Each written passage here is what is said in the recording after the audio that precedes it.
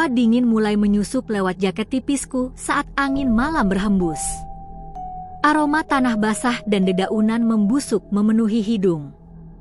Aku, Rani, bersama 3 temanku, Bima, Dito, dan Sari, baru saja mendirikan tenda di sebuah landasan datar yang kami temukan setelah 5 jam berjalan. Lokasi ini tidak persis di jalur resmi pendakian Gunung Sunda, tapi Bima bersikeras ini adalah jalur alternatif yang dia ketahui dari cerita seorang kenalan. Hening sekali ya, gumam Sari, menyalakan headlampnya. Cahaya itu memotong kegelapan hutan, menyapu batang-batang pohon yang seperti bayangan raksasa yang diam mengawasi. Memang sepi, tapi lebih baik kan? Tidak rame-rame seperti di jalur utama, sahut Bima sambil menyiapkan kompor portable. Dito hanya mengangguk, matanya seringkali melirik ke kegelapan di luar lingkaran cahaya tenda kami. Malam itu berlalu dengan tenang, hanya diisi oleh gemerisik daun dan kicauan serangga malam. Namun, sesuatu terasa off. Aku terbangun beberapa kali karena rasa dingin yang tidak biasa, seakan-akan ada yang duduk di ujung tenda, menghalangi panas tubuh kami terkumpul. Keesokan paginya, kami memutuskan melanjutkan pendakian. Cuaca mendung, membuat hutan terasa lebih kelam meski hari sudah siang. Jalurnya semakin curam dan penuh dengan akar-akar bergelantungan seperti tangan-tangan yang mencengkeram tanah. Kita sudah lewat sini, ucap Dito tiba-tiba, suaranya datar. Dia menunjuk sebuah pohon beringin besar dengan bentuk yang unik, seperti membungkuk. Ah, masa? Semua pohon kan kelihatan sama, bantah Bima, tapi raut wajahnya mulai tak yakin. Kami terus berjalan. 1 jam kemudian, jantungku berdetak kencang. Di depan kami, lagi-lagi, pohon beringin yang sama. Dengan carving kecil berbentuk hati di dahannya, pasti buatan pendaki lain. Aku yakin itu adalah pohon yang sama. Kita tersesat, bisik Sari, panik. Bima mengeluarkan kompas dan GPS tracker miliknya. Jarum kompas bergerak tidak menentu, berputar pelan. GPS hanya menunjukkan layar kosong, tidak ada sinyal. Harusnya tidak mungkin. Gumam Bima, pucat. Kami memutuskan untuk turun, kembali ke camp sebelumnya. Tapi setelah berjalan 2 jam ke arah yang menurut kami adalah turun, yang kami temukan adalah sebuah pondok kecil dari kayu, beratap daun, yang sama sekali tidak kami lihat sebelumnya. Di depannya, ada batu tungku dengan abu yang masih hangat. Sebuah cangkir tanah liat tergeletak di sampingnya, masih setengah terisi dengan cairan keruh. Ada orang di sini? Tanyaku, berharap. Tidak ada jawaban. Hanya suara burung gagak berkokok jauh di kejauhan, suaranya parau dan tidak pada waktunya, masih siang. Karena hari akan gelap, kami memutuskan memakai pondok itu untuk bermalam. Lebih baik daripada tenda. Suasana mencekam semakin menjadi. Angin tidak berhembus, tapi daun-daun di sekitar pondok sesekali bergemerisi keras, seperti ada yang menginjak-injaknya. Aku terbangun tengah malam karena haus. Saat membuka botol minum, dari jendela pondok yang hanya berupa celah, aku melihat sesuatu. Sebuah bayangan tinggi, terlalu tinggi untuk manusia biasa, berdiri di antara pepohonan sekitar 3 meter dari pondok. Tubuhnya seperti terbuat dari kegelapan murni, menyerap cahaya bintang yang sedikit menembus kanopi hutan. Aku membeku. Bayangan itu tidak bergerak, hanya berdiri dan mengamati. Tiba-tiba, kepala yang seperti hanya berupa gumpalan hitam itu menoleh perlahan ke arah pondok. Aku merasakan sebuah pandangan, meski tidak ada mata yang kulihat. Sebuah bisikan, bukan di telinga, tapi langsung di dalam kepalaku, berdesis. Pulang, ini bukan jalur kalian. Aku menjerit dalam hati, menyelimuti seluruh tubuhku dengan sleeping bag. Aku terdiam, takut bergerak, sampai akhirnya tertidur karena kelelahan yang ekstrim. Pagi hari, aku bercerita dengan gemetar. Awalnya, mereka tidak percaya, mengira aku mimpi buruk. Tapi saat kami memeriksa sekitar pondok, di tanah lembab dekat lokasi bayangan itu berdiri, terlihat jejak kaki. Bukan jejak manusia, tapi jejak yang panjang, dengan hanya 3 jari yang mencengkeram tanah dalam-dalam. Wajah Bima langsung hancur. Dia duduk terpekur, lalu menangis. Aku tahu tentang jalur ini, akunya dengan suara bergetar. Teman ayahku bilang, ini adalah jalur yang dilindungi penunggu. Dulu, tahun 90-an, ada kelompok pendaki nekat lewat sini untuk mencari tanaman langka. Mereka hilang. Hanya satu yang selamat, tapi gila. Dia terus bilang tentang Mbah Gede yang marah karena jalur sucinya dilewati. Kami semua diam, dicekam horor yang kini terasa sangat nyata. Kami sepakat untuk segera turun, mengikuti arah matahari dengan patokan primitif. Tapi hutan seakan hidup dan berputar. Setiap jalan buntu membawa kami kembali ke pondok itu. Persediaan makanan menipis. Suasana keputusasaan mulai menghinggapi. Saat senja pada hari ketiga itu, Dito tiba-tiba berhenti dan berkata dengan suara kosong, dia mau kita tinggalkan sesuatu. Apa maksudmu? Tanya Sari. Dia bilang di kepalaku. Dia mau jaminan. Supaya kita bisa lihat jalan pulang, kata Dito, matanya kosong menatap hutan. Bima meraih bahu Dito. Jangan dengarkan, Dit. Itu cuma sugesti. Tapi Dito melepaskan genggaman, lalu dengan tenang melepas depeknya, mengeluarkan kalung liontin perak pemberian mendiang neneknya, barang yang paling dia hargai. Dengan langkah pasti, dia berjalan ke sebuah pohon besar berusia tua, menggantungkan kalung itu di dahan terendah. Untuk izin lewat, Mbah, bisiknya. Kami semua terdiam, perasaan campur aduk antara harap dan ngeri. Malam itu, kami tidur di sekitar pohon itu, tidak berani masuk lagi ke pondok. Esok paginya, sebuah keajaiban atau kutukan terjadi. Setelah berjalan hanya 30 menit, kami tiba-tiba melihat tanda jalur resmi di kejauhan. Jalur berbatu yang jelas. Kami hampir menangis lega. Perjalanan turun terasa mudah, seakan-akan hutan membuka jalannya. Kami tiba di base camp dengan badan letih dan mental yang nyaris hancur. Namun, ada sesuatu yang salah dengan Dito. Sejak pulang, dia jarang bicara. Dia sering terduduk di depan jendela, menatap arah gunung. Suatu malam, saat aku menginap di rumahnya, aku terbangun dan melihatnya berdiri di halaman belakang. Dia membelakangi, tubuhnya kaku. Aku memanggil namanya pelan. Dia menoleh. Dalam cahaya bulan, aku melihat matanya, hitam pekat, tanpa cahaya. Dia tersenyum, sebuah senyuman yang tidak seperti senyuman Dito. Dia bilang, satu dari kita harus tinggal, bisik Dito dengan suara yang asing, serak.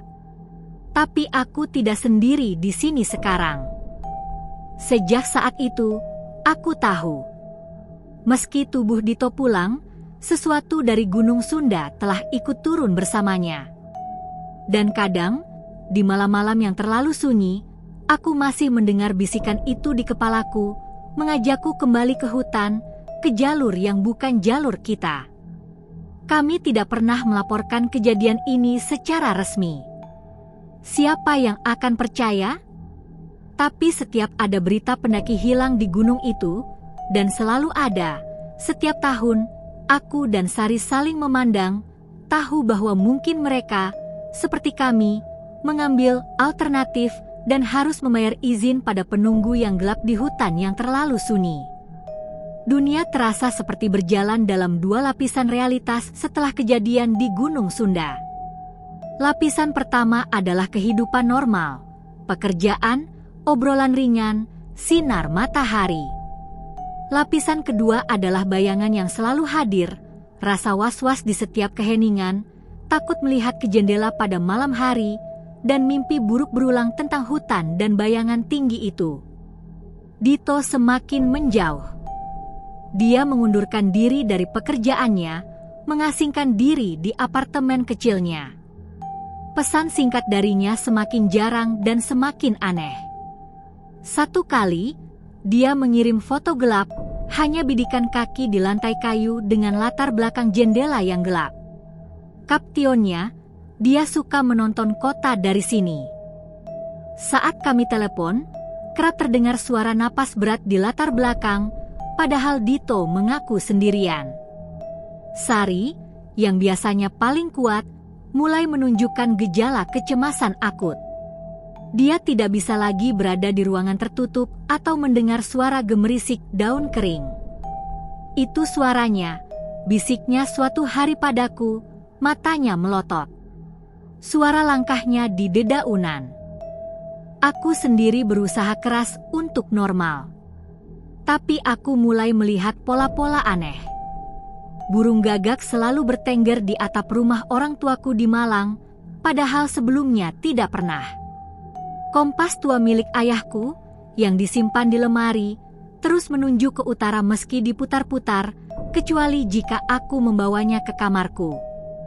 Di sana, jarumnya bergetar liar, menunjuk ke arah timur, arah Gunung Sunda.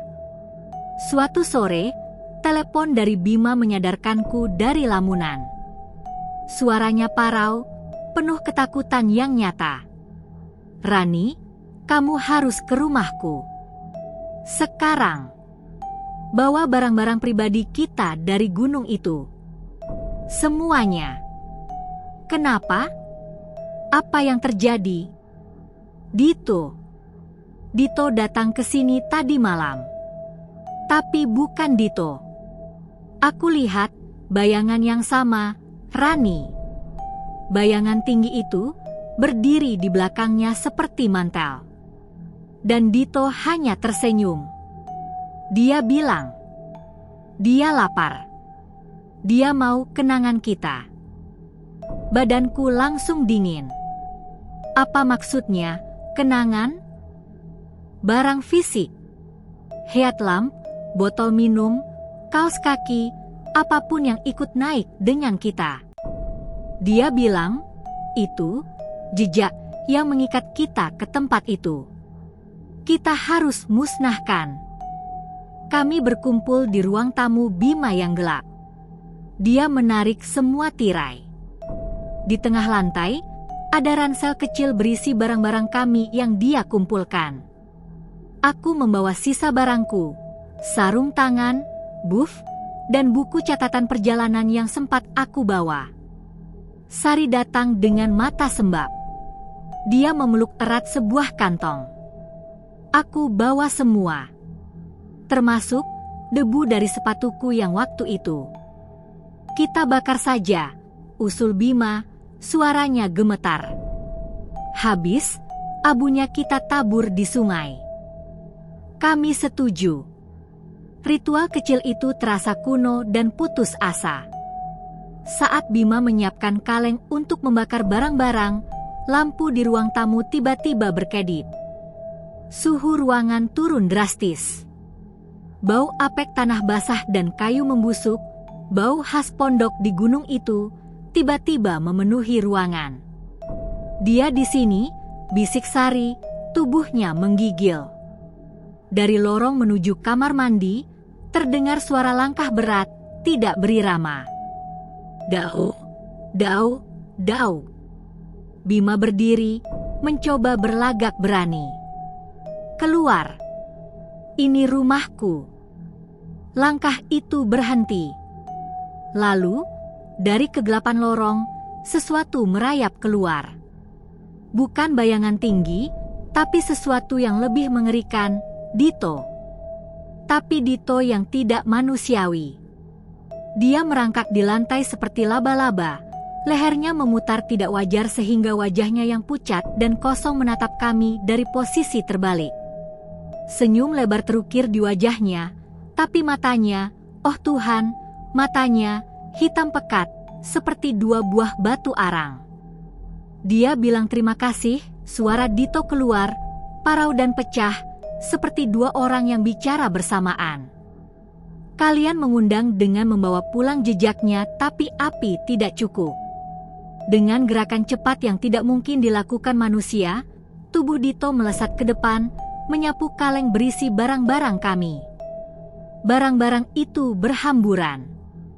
Lalu, dengan suara yang sama sekali asing, dalam bahasa yang kuno dan seram, dia mulai bernyanyi, atau lebih tepatnya, melantunkan mantra.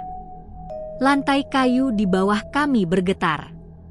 Dari dalam kantong-kantong berisi barang kami, keluar asap tipis berwarna keabu-abuan, membentuk wajah-wajah menyeringai dan tangan-tangan kecil yang mencakar udara. Kalian tinggalkan sebagian jiwa di sana, teriak suara melalui mulut Dito. Dia pegang itu. Selama jejak fisik masih ada di dunia ini, dia punya jalan ke kalian. Tiba-tiba, Dito kejang.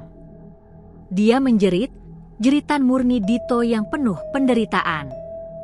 Bakar aku, teriaknya, sesaat sebelum ekspresinya kembali kosong. Bakar badan ini. Kami terpaku, lumpuh oleh horor. Sebelum kami bisa bereaksi, Dito, atau yang mengendalikannya, berbalik dan merangkak cepat ke dapur. Kami mendengar suara kompor gas dinyalakan, lalu letupan api. Tidak, teriak Bima, berlari menyusul. Tapi sudah terlambat. Api membesar dengan cepat, menjalar dari tubuh Dito yang dengan tenang duduk bersila di tengah kobaran api. Dia tidak menjerit kesakitan. Dia tersenyum. Dan dari dalam api, bayangan tinggi itu muncul sesaat, siluet hitam yang menari dalam panas, memeluk tubuh Dito yang terbakar, sebelum api menjalar ke langit-langit dapur. Kami kabur, menyelamatkan diri sambil membawa trauma baru yang lebih dalam. Pemadam kebakaran dan polisi menyimpulkannya sebagai kasus bunuh diri disertai gangguan mental. Tapi kami tahu kebenarannya. Itu terjadi 6 bulan yang lalu. Kami, Rani, Bima, Sari, masih hidup, tapi seperti hantu. Barang-barang dari gunung itu akhirnya kami bawa ke seorang orang pintar di lereng gunung lain, jauh dari lumbung. Dia melakukan ritual dengan bahasa yang tidak kami mengerti, membakar barang-barang itu dengan dupa dan bunga tertentu. Dia bilang ikatan sudah diperlemah, tapi tidak putus. Dia adalah penjaga tempat yang tua dan lapar, kata orang pintar itu. Dia hidup dari ketakutan dan kenangan. Kalian memberinya makan yang besar. Dan dengan kematian temanmu, dia sekarang punya portal. Portal? Tanyaku. Sesuatu dari dunianya sekarang ada di dunia kita. Melalui korban yang rela, atau terpaksa, diserap. Sekarang, aku mengerti. Aku masih mendengar bisikan itu, terutama saat hujan turun dan angin berhembus melalui pepohonan di kota.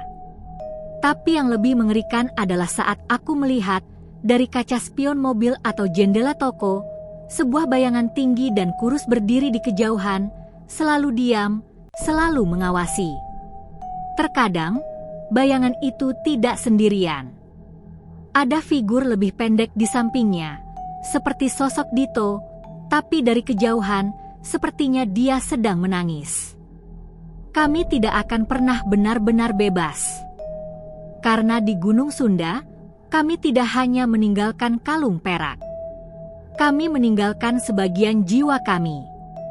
Dan sesuatu dari sana telah ikut kami pulang, menunggu dengan sabar untuk disadari, untuk diberi makan lagi, atau mungkin untuk mengajak kami pulang ke hutan yang gelap, ke jalur yang bukan jalur kami untuk selamanya. Kadang, di malam yang paling sunyi, aku merasa rindu pada sunyi itu. Dan itulah yang paling kutakuti.